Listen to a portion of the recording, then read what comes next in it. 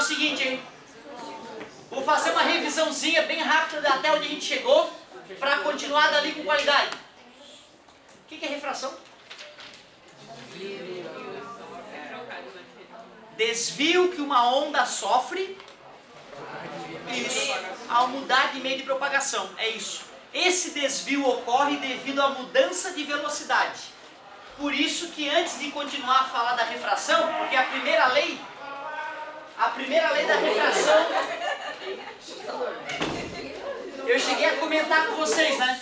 Meio A, meio B, reta, o raio incidente, o raio refratado e a reta normal são coplanares. Tu pode acabar também lendo em outros livros que o ângulo de incidência e o ângulo de refração são coplanares.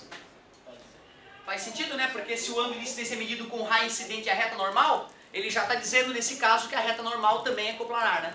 Então às vezes ele fala isso para ser econômico. O ângulo de incidência é coplanar ao ângulo de refração. Para a gente poder avançar, eu quis te mostrar que para não mexer com a velocidade da luz no vácuo, que é a maior que existe na natureza, tu vê, né, cara? Tem que fazer um comentário sobre isso, né? É a maior velocidade que existe na natureza, levando energia. Informação pode viajar numa velocidade maior.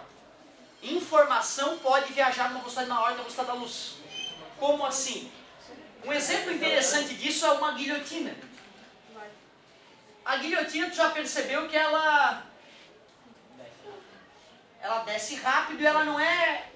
O corte dela, né, não é reto, né? Porque travava no pescoço dos caras. Os caras não morriam. Ficava jorrando sangue lá, gritaria, galera comemorando, mas não morria. Então, na verdade, cara, a gente bota desse jeito, né? Encaixa a cabeça do cara ali, né? E aí, então, ela corta de um lado pro outro, é mais eficiente. Tu vê, né, cara, com uma ciência bizarra pra algumas coisas, né, cara? Porra, tem que chamar um engenheiro lá que a guilhotina não tá cortando o pescoço direito. O engenheiro vai lá, não, anda, corta em V ali que vai funcionar. Mas por que é? Porque a areia não tá revelando, né? Isso, né? A pressão acaba ficando maior, né? Ótimo, é isso aí. E o corte fica mais limpo também, né? Agora, ó, tu concorda que na hora que essa guilhotina encostar, vai marcar um ponto de contato ali, né? Concorda? À medida que a guilhotina vai descendo, esse ponto de contato vai deslizando para a direita, né? Concorda comigo? Daqui a pouco a guilhotina já está aqui assim, ó, aquele ponto que antes estava na esquerda, aquele ponto que cruza, né? A parte da guilhotina que vai passar pela região onde a gente apoia a cabeça. Vocês concordam que se eu colocar uma velocidade suficientemente alta aqui, quanto menor for esse ângulo, maior vai ser a velocidade com que esse ponto de contato entre a guilhotina e o suporte da cabeça vai viajar uma velocidade mais rápida, né? Eu posso escolher velocidades menores que a da luz para a guilhotina descendo e achar um ângulo bem pequeno de inclinação para que essa velocidade desse ponto correndo para a direita supere a velocidade da luz. Mas aquele ponto correndo para a direita é só uma informação, né? Não tem nada físico ali, não tem uma matéria sendo, não tem matéria nem energia, né, passando por ali, né? Mas tu vê, cara, isso só foi me ocorrer há pouco. Há pouco tempo é que eu fui me tocar disso, é uma pegadinha ótima de vestibular, né? Nada jamais pode superar a velocidade da luz. Opa! Nada que envolva massa ou energia. Informação pode. E a guilhotinazinha é um dos exemplos clássicos para isso, né? Certo? Show de bola! Galerinha, alguém lembra sem olhar qual é a definição de índice de refração absoluto? C sobre V. Tem que estar fresquinho ainda, né? C sobre V. V aonde? Isso, se eu quero o índice de refração do material A, é a velocidade da luz no material A. E é óbvio que eu estou considerando o material transparente, porque senão não faz sentido falar na velocidade da luz dentro do material opaco, né? Já que a luz não se propaga lá dentro. Certo? Bateu o primeiro já? Sério? Agora já foi. Agora já era. Não aguento mais. Não posso mais parar. Primeira coisa, te digo, n igual a 1,5. Calcule a velocidade no meio. Concorda que é uma das perguntas mais bobas que pode aparecer de índice de refração? Então, ó, uma questãozinha da prova, eu posso colocar a letra A, B, C e fazer perguntinhas introdutórias, assim, ó. velocidade fica 3 vezes 10 na 8 dividido por 1,5, velocidade da luz no meio A, 2 vezes 10 na 8 metros por segundo. Olha, o índice de refração do vidro é mais ou menos 1,6. Então é próximo desse valor, ó, certo? Então tem uma noção da enormidade que é a velocidade da luz mesmo num material como o vidro. Certo? É muito, muito alto. 200 milhões de metros por segundo. Assustadoramente alto. Outra pergunta clássica. Sabendo que a velocidade do meio B é 10 na 8 metros por segundo, determine o índice de refração absoluto do meio B. NB, o C, que é 3 vezes 10 na 8, sobre o próprio 10 na 8, número dividido por ele mesmo dá 1. N igual a 3. Cuidado, hein? Não tem unidade. Tinha que dar 3 mesmo, né? Porque a velocidade da luz nesse meio B é 3 vezes menor. Concorda comigo? E aí não se esqueça no finalzinho da aula. Quanto maior o N, menor a velocidade da luz nesse meio. E para ficar chique, tu fala, é mais refringente. Nesse caso, o meio B é mais refringente que o meio A. Tranquilo para vocês? Então tu vê, né, cara, essa ideia de índice de refração absoluta ela é tranquila. Mas já que falamos do absoluto, não custa a gente migrar para o índice de refração relativo. O índice de refração relativo de A em relação a B, nada mais é que NA sobre NB.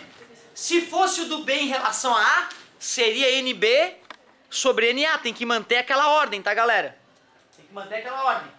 Usando esses materiais hipotéticos que eu criei anteriormente, vamos calcular aqui quanto é o NAB. 1,5 sobre 3. O índice de refração do A em relação ao B deu 0,5. Ué, eu não tinha te falado que o menor índice de refração que existia era o do vácuo, que era 1? Ó, deu meio, tá errado então? Isso, o menor índice de refração absoluto que existe é o do vácuo, que é 1. Mas relativo pode dar menor que 1, não tem problema nenhum. Qual é o significado de o NA sobre NB ter dado meio? Que a velocidade de NB é 5 vezes menor. Quer dizer, com 5 vai ser... Eu indo direto para a velocidade, mesmo há anos pensando sobre isso, eu fico inseguro. Eu primeiro vou pensar no N. O NB é 2 vezes maior que o NA. E como o N e V são o oposto, a velocidade do B é 2 vezes menor que a do A. Deixa eu ver se é verdade. Olha do B e olha do A. Certo? Cuidado então, hein? Quando o N é maior, a velocidade é menor, mais refringente. Como o B é o dobro mais refringente que o A velocidade nele é o dobro menor, certo? E outra, ó, dá para provar matematicamente o que eu estou dizendo. Olha por quê. Essa é a fórmula do índice de refração relativo. Mas substitui o índice de refração absoluto do A aqui, por favor. C sobre V. E aqui? C sobre VB. NA em relação a B, divisão de fração. Primeira, inverso da segunda, C dividido por C. Outra forma de calcular o índice de refração relativo é fazer o VB sobre o VA. Olha como mudou a ordem. Tá vendo? Então realmente, né, se essa divisão dá 0,5, quer dizer que o número de cima é metade de baixo. Né? E olhando a concretude aqui do exemplo, a gente percebe que está fazendo sentido. É raro, tá, cobrar índice de refração relativo no vestibular, é muito mais comum falar só do absoluto. Mas vai que em 2014 cai, né, cara? Então vamos deixar ele ali, vamos fazer uns exercíciozinhos depois. Mas agora que a gente deu uma introduzida no índice de refração, dá pra gente falar da lei mais importante da refração.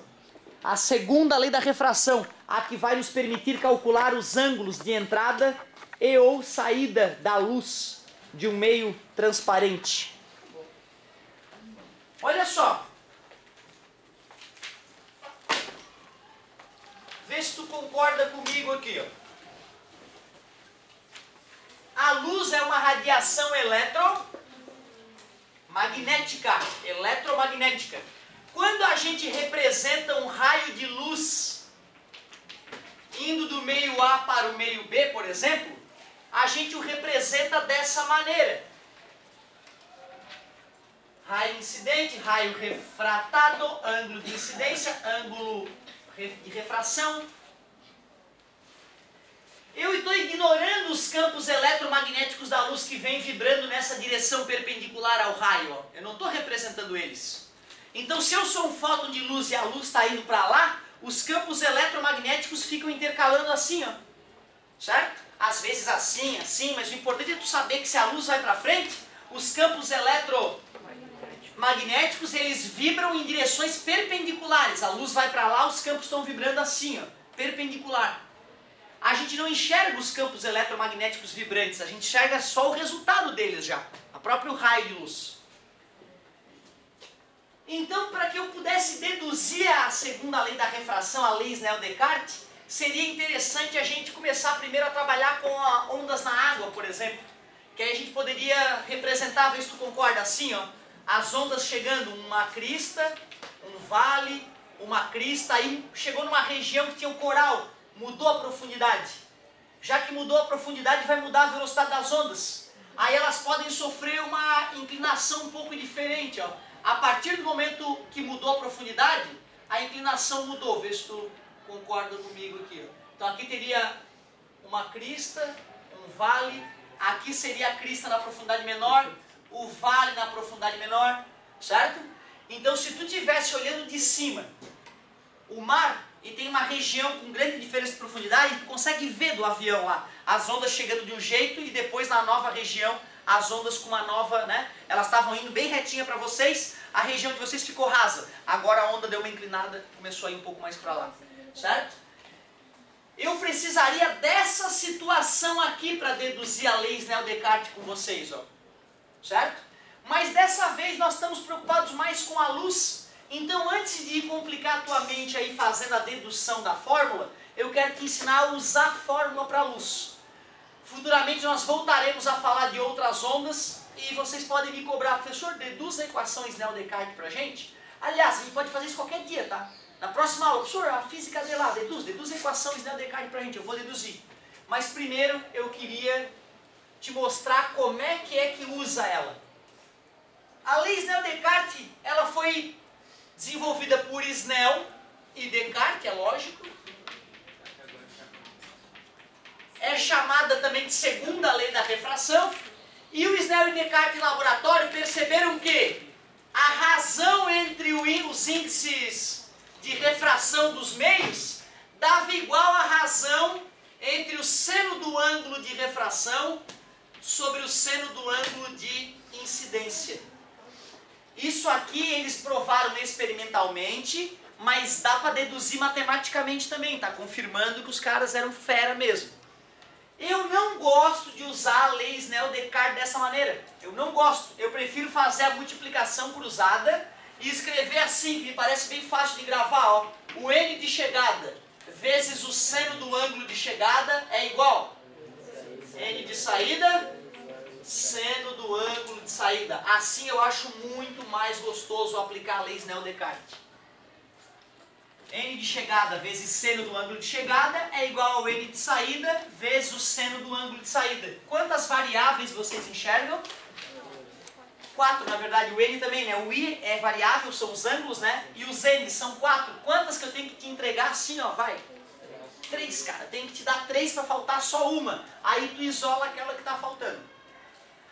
Outra dica importante, já vou fazer exemplo disso aqui para tu te acostumar com isso aqui de novo. Só de bater o olho aqui, cara, o que eu posso falar sobre os n's A e NB ou as velocidades A e B? Só de olhar o ângulo, tu consegue enxergar que o I é maior que o R? Só de olhar que o I é maior que o R, eu percebo que a velocidade no meio onde está o I é maior que a velocidade do meio onde está o R. E já que velocidade e índice de refração um é o oposto do outro, NA é menor. Cara, então tu vê, ó, com esse pouco aqui, ó, tu bate o olho em questão de vestibular, às vezes tu já mata a questão, porque é muito comum eles cobrarem essa noção básica, de que quando o raio se aproxima da normal é porque a velocidade diminuiu, quando o raio se afasta da normal é porque a velocidade da onda aumentou. Exemplos clássicos agora. Ele vai lá e diz o seguinte, olha, a luz vinha do ar e passou para um meio transparente X desconhecido. Sabendo que o ângulo de incidência era 45 graus, e que o ângulo de refração era 30 graus, determine o índice de refração do material X. Nada pode ser mais simples que essa questão.